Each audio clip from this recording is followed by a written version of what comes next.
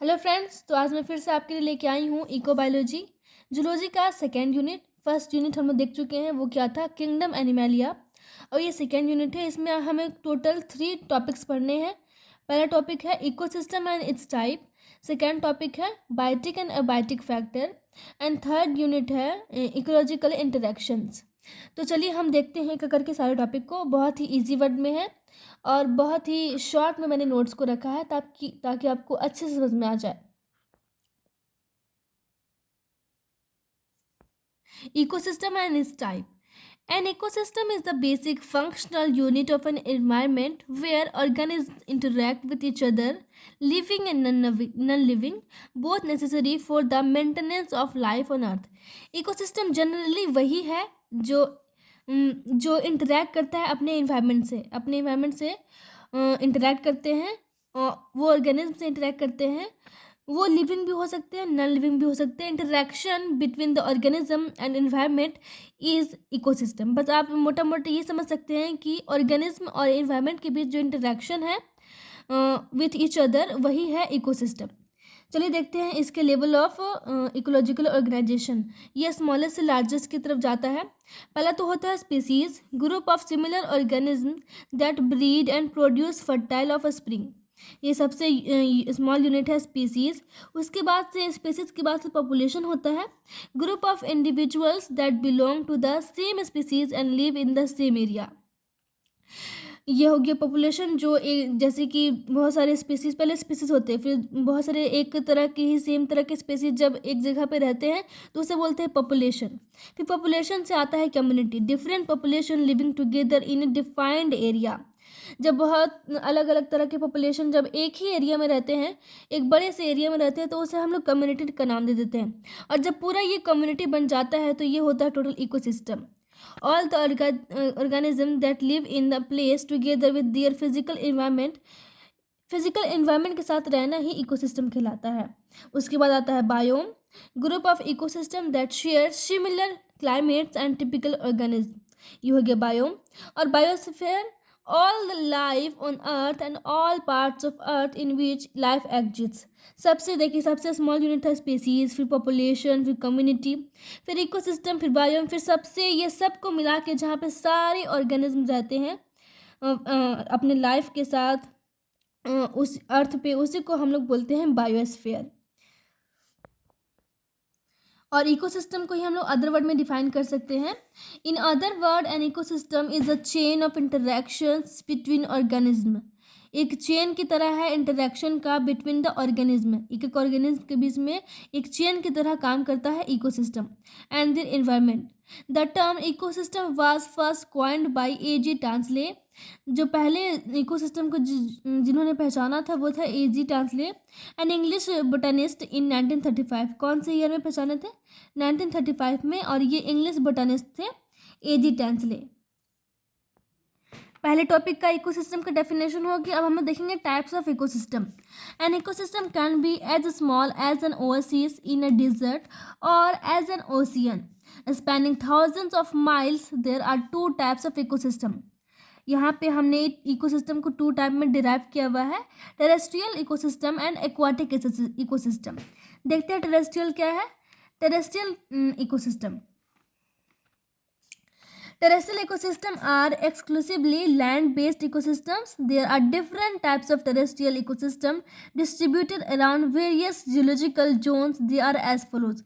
Terrestrial आप basically ये समझिए कि जो लैंड पे रहते हैं, जो अर्थ के लैंड पे रहते हैं, लैंड पे बेसिकली समझ सकते हैं, उसे ही हम बोलते हैं टेरेस्ट्रियल इकोसिस्टम। जो भी ऑर्गेनिज्म लैंड पे रहते हैं उसे बोलते हैं टेरेस्ट्रियल इकोसिस्टम।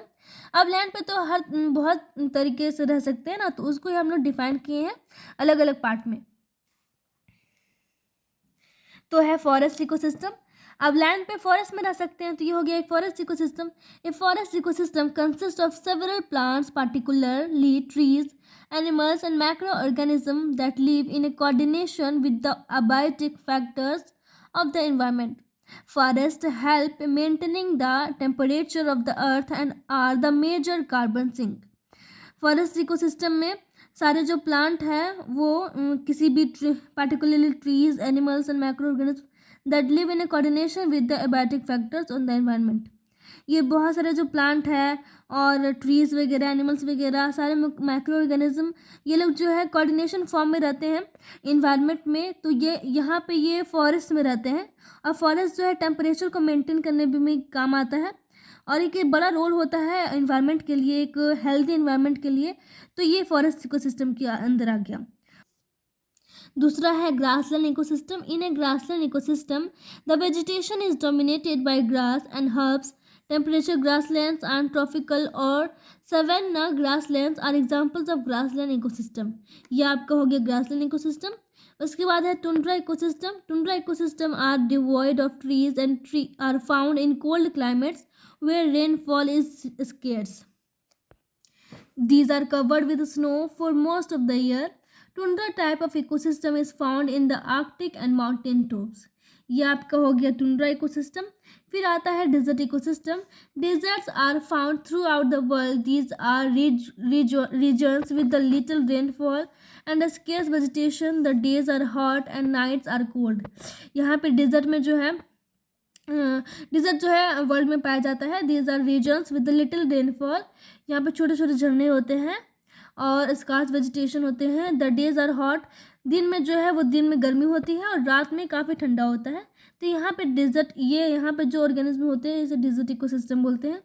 ये एक तरह का डिजर्ट इकोसिस्टम हुआ। तो वहाँ तक हमने टेरेस्ट्रियल इकोसिस्टम देखा। अब हम लोग देखेंगे यहाँ से एक्वाटिक इकोसिस्टम, जो दूसरा पार्ट है। Aquatic ecosystem are ecosystem present in a body of water. This can be further divided into two types mainly. हमने देखा था कि टेरेस्ट्रियल जो है वो लैंड पे होते हैं, लेकिन एक्वाटिक जो होते हैं वो वाटर में होते हैं। तो इसमें भी टू टाइप्स है। Fresh water ecosystem. The fresh water ecosystem is an aquatic system that includes lakes, ponds, rivers, stream and wetlands. These have no salt content in contrast with the marine ecosystem.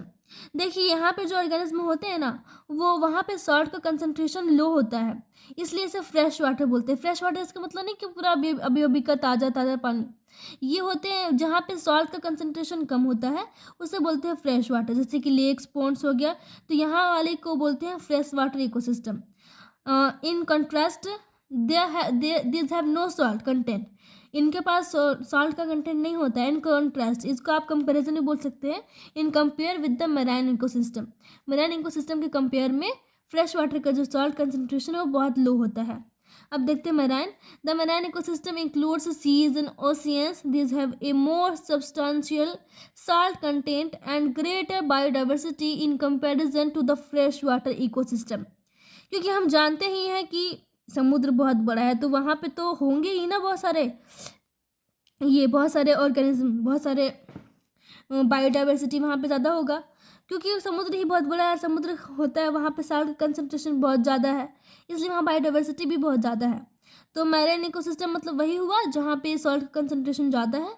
The includes the seas and oceans. Basically seas and oceans को ही include करता है marine ecosystem, और वहाँ पे रहने वाले organism जो है बहुत ज़्यादा में है, बहुत ज़्यादा संख्या में है, तो इसको बोलते हैं हम लोग मैरीन इकोसिस्टम।